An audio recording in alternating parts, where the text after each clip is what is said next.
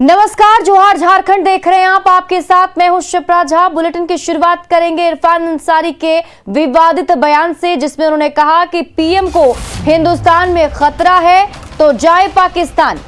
पंजाबियों को बेवजह बदनाम किया जा रहा है, ये कहना है इरफान अंसारी का। पीएम के हाथ में सुरक्षा व्यवस्था, उन्हें कौन मारेगा? पंजाब में जाकर पंजाबियों को बदनाम करने का आरोप लगाया है इरफान अंसारी ने पीएम मोदी पर।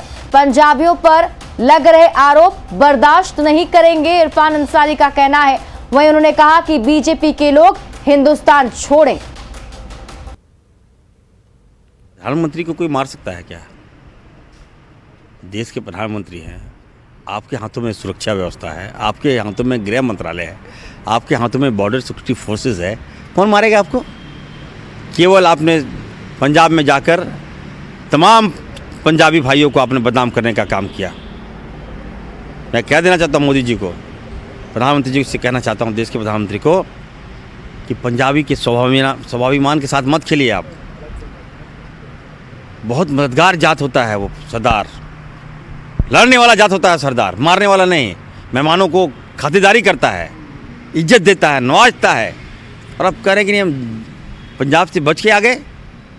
अगर आपको मोदी जी, अगर आपको हिंदुस्तान में मन नहीं लगता है, अगर आपको हिंदुस्तान में खतरा लगता है, तो आप जाइए पाकिस्तान, जाइए पाकिस्तान, वहीं खाइएगा बिरयानी।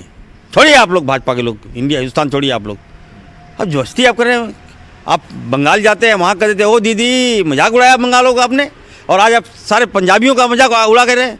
इतना बड़ा आरोप आप पंजाबियों पे लगा रहे हैं, ये कौन बर्दाश्त करेगा? ये अच्छी बात नहीं है, अच्छी परंपरा नहीं है। भाजपा को मैं कहना चाहता हूँ, राज्य के लोगों को बदनाम मत कीजिए आप।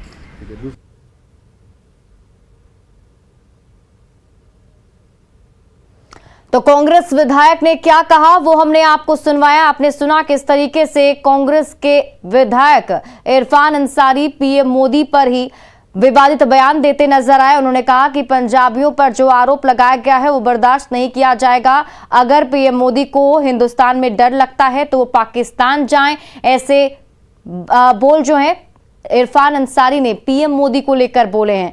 पीएम को पाकिस्तान जाने की नसीहत दी है। आपको बता दें कि पंजाब में पीएम मोदी का जब काफिला पहुंचा था तो उस वक्त पीएम मोदी के सुरक्षा में चूक हुई थी, जिसको लेकर अब अलग अलग तरह से अलग अलग लोगों की प्रतिक्रियाएं सामने आ रही हैं। और उस पर कांग्रेस के विधायक इरफान अंसारी ने जो अपनी प्रतिक्रिया दी, उसमें उन्होंने विवादित बयान दिया है। और इरफान के बेतुके बोलों पर लगाम कब लगेगी, ये बड़ा सवाल है कि पीएम मोदी के खिलाफ ऐसे जहरीले बोल आखिर क्यों बोले जा रहे हैं? क्या पीएम पद की गरिमा नहीं जानते हैं इरफान अंसारी? पीएम की सुरक्षा पर सतही बयानबाजी आखिर क्यों की जा रही है, यह भी एक अहम सवाल। और सवाल यह भी कि देश के पीएम को पाकिस्तान भेजने की बात आखिर क्यों की गई? क्या इंदिरा गांधी की शहादत इरफान अंसारी भूल गए हैं? राजनीतिक चश्मे से क्यों देख रहे हैं इस सुरक्षा में चूक को?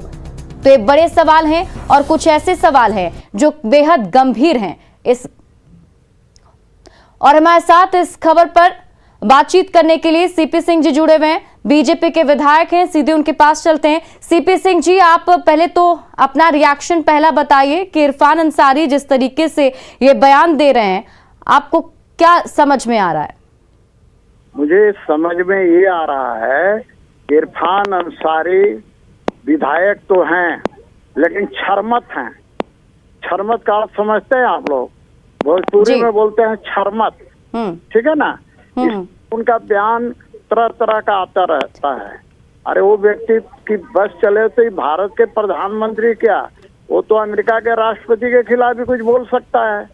सवाल ये है कि ये कांग्रेसी लोग जो अपने आप को राहुल गांधी के पदचिन्हों पर चलते हुए सब अपने आप को पप्पू समझते हैं और माननीय प्रधानमंत्री के बारे में ऐसी बातों का प्रयोग करते हैं, तो मैं कोई अहमियत नहीं देता ऐसे लोगों का। लेकिन जरूर कहना चाहूँगा और मैं राय देना चाहूँगा कि ऐसे लोगों का रिएक्शन पत्रकारों को भी नहीं लेना चाहिए जो इस तरह के बयानबाजी करते हैं। अरे भाई, अपनी औकात भी देखनी चाहिए लोगों को। जी बिल्कुल। अब देखिए, जिस तरीके से सुरक्षा में चूक हुआ है पीएम मोदी के, और उसके बाद से लगातार रिएक्शंस तो सामने आ ही रहे हैं। आप लोग की तरफ से आगे और कुछ रणनीति बनाई जा रही है? किस तरीके से आप इस मुद्दे को उठाने वाले हैं आने वाले दिनों में? नहीं, मुद्दे हम किसके पास उठाएंगे?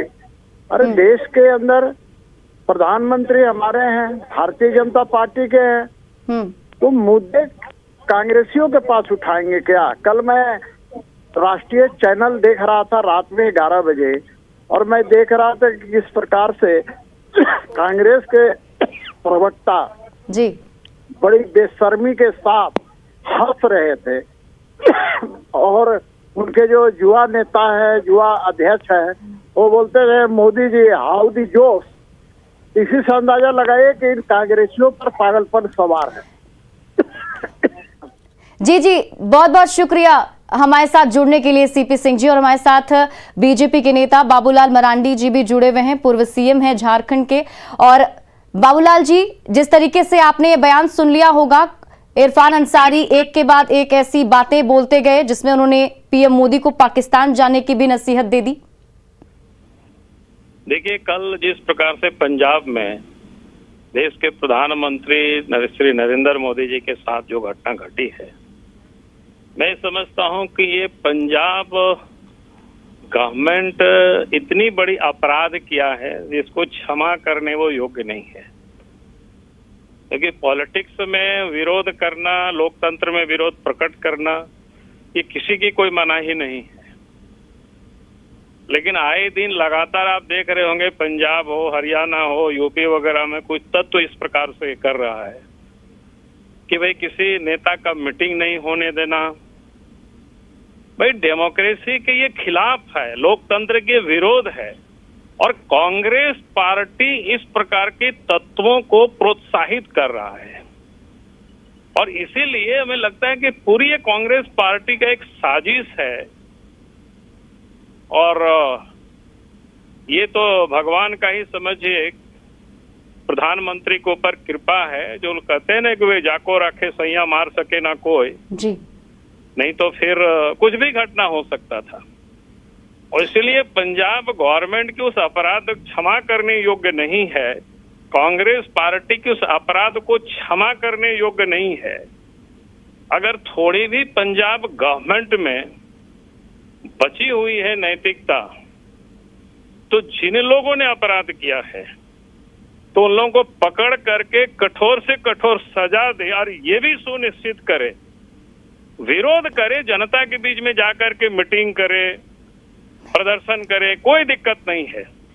लेकिन किसी भी पॉलिटिकल पार्टी के मीटिंग को या देश के प्रधानमंत्री को, तो पॉलिटिकल पार्टी के मीटिंग भी नहीं था जी, उसको बाधित करने की कोशिश करना यानी लोकतंत्र को समाप्त करने की एक षड्यंत्र है, और ये गलत है। और नहीं तो फिर उस अपराध के लिए दंड पंजाब गवर्नमेंट को मिलनी चाहिए, कांग्रेस सरकार को मिलनी चाहिए। जी बिल्कुल। उस घटना के बाद से लगातार कांग्रेस की तरफ से अलग अलग बातें कही जा रही है, बहुत सारे ऐसे आरोप भी लगाए जा रहे हैं। ये बोला जा रहा है कि वहां पर जो है रैली होने वाली थी, लोग ज्यादा नहीं आ पाए, इस वजह से ऐसी बातें कही जा रही है। इन सब चीजों को आप किस तरीके से देख रहे हैं? वो तो साफ दिख रहा है ना, आज तो सारे मीडिया में भी दिखा रहा है। जो लोग सड़क पर विरोध कर रहे थे जी, वो सब दिखाई दे रहा है, मीडिया में सब दिखा रहा है। वो लोग किस प्रकार से प्रधानमंत्री वापस लौटे तो उसका भी लोग खुशी मना रहे हैं, और अभी तक उन लोगों को पकड़ा नहीं है। पंजाब गवर्नमेंट ने क्या कमेटी बना दी है? भाई तो साफ दिख रहे हैं, वहां पुलिस के जवान लोग चाय पी रहे हैं। भाई देश के प्रधानमंत्री का कार्यक्रम है, आप कहीं विरोध करिए, प्रदर्शन करिए, काला झंडा दिखाइए, कोई दिक्कत नहीं। लेकिन डंडा लेकर के सड़कों पर अगर लोग प्रदर्शन कर रहे हैं जी कि इधर से प्रधानमंत्री को जाने नहीं देना है, तो ये तो बिल्कुल लोकतंत्र के विरोध है। और ये लोग लोकतंत्र के विरोधी लोग हैं। और उसकी वहां तो कांग्रेस की सरकार है। पहले भी जो हरियाणा में हुआ, पहले भी जो यूपी में हुआ, पहले भी जो सड़कों पर बैठा किसानों के नाम पर, ये तो बिल्कुल लोकतंत्र के विरोधी काम है। जी जी जी। और जो भी लोग लोकतंत्र के विरोध करे, वैसे हाथों को तो कुचल देना पड़ेगा। जी जी बिल्कुल, बहुत बहुत शुक्रिया तमाम हमारे साथ अपनी बातें साझा करने के लिए।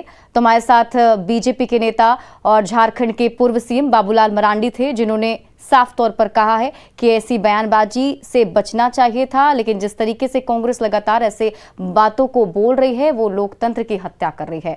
बढ़ते हैं आगे।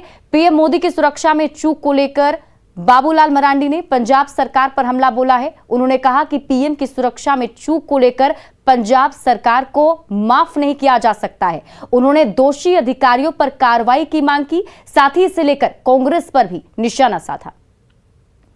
पंजाब गवर्नमेंट ने कोई छोटा मोटा अपराध नहीं किया है, बहुत बड़ी अपराध है, क्योंकि नरेंद्र मोदी जी भारतीय जनता पार्टी के ही नेता नहीं है, देश के प्रधानमंत्री हैं और दुनिया के सबसे लोकप्रिय नेता भी है। और फिर उनके साथ इस प्रकार की सुरक्षा में कोताही बरतना, मुझे लगता है कि पंजाब गवर्नमेंट को क्षमा करने योग्य उनके जो कृत्य है वो नहीं है।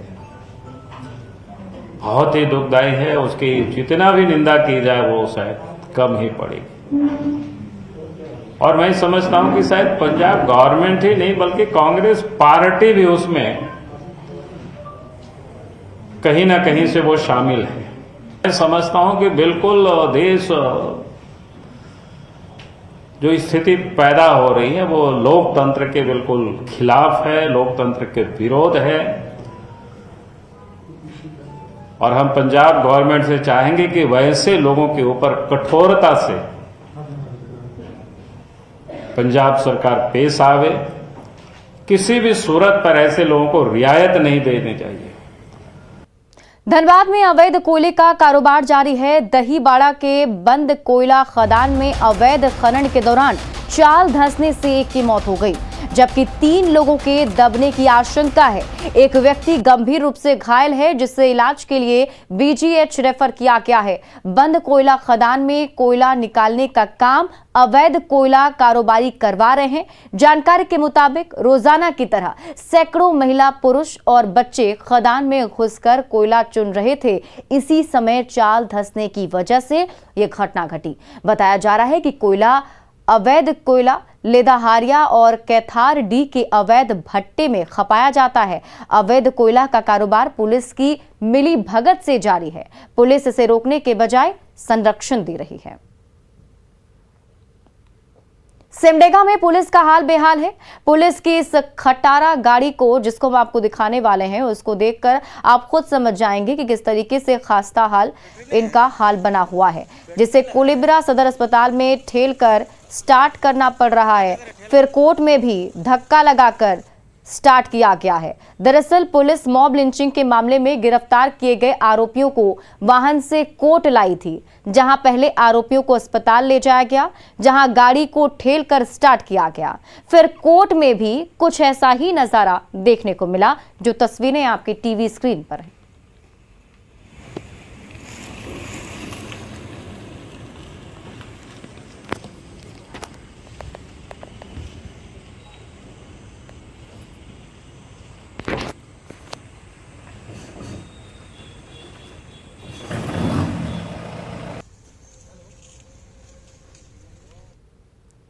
रांची के चान्हो के बीडीओ ऑफिस के कोऑर्डिनेटर को एसीबी ने प्रधानमंत्री आवास योजना के तहत 2000 रुपए रिश्वत लेते हुए रंगे हाथों दबोचा है। जानकारी के अनुसार इरशाद अंसारी को प्रधानमंत्री आवास योजना के तहत 40,000 की पहली किश्त उसे मिल चुकी थी, जबकि दूसरी किश्त की राशि 85,000 का आवंटन हुआ था और उसे ही देने को लेकर ऑफिस कोऑर्डिनेटर किशोर कुजूर ने 10,000 की रिश्वत मांगी थी।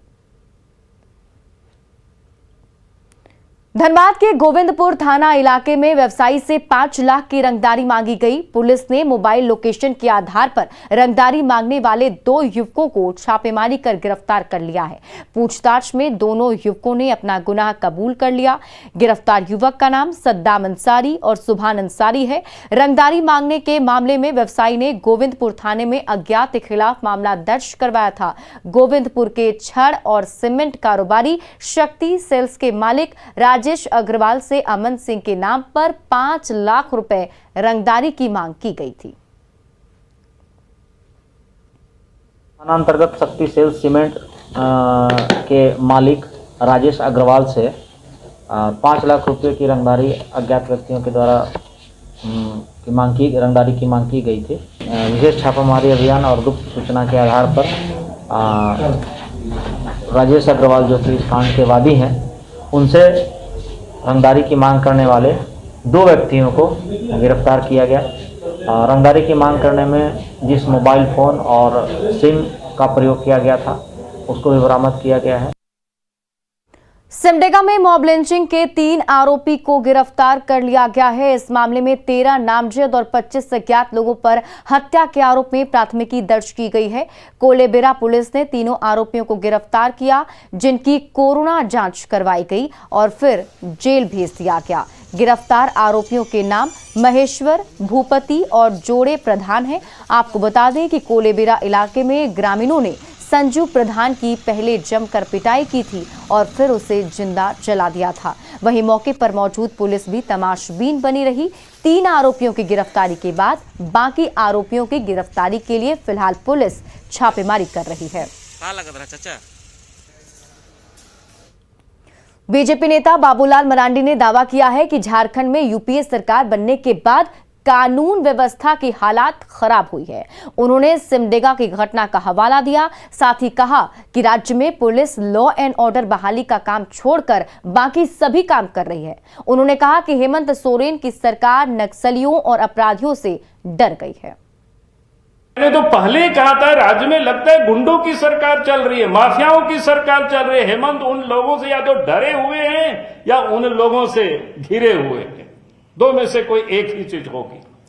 तभी इतनी गुंडागर्दी कर सकता है कोई अपराधी, नहीं तो कौन ऐसा है कि इतना हिम्मत कर लेगा। ये तो हेमंत को बताना है कि या तो उन अपराधियों गुंडों से वो घिरे हुए हैं, माओवादियों से घिरे हुए हैं या डरे हुए हैं, ये उनको बताना।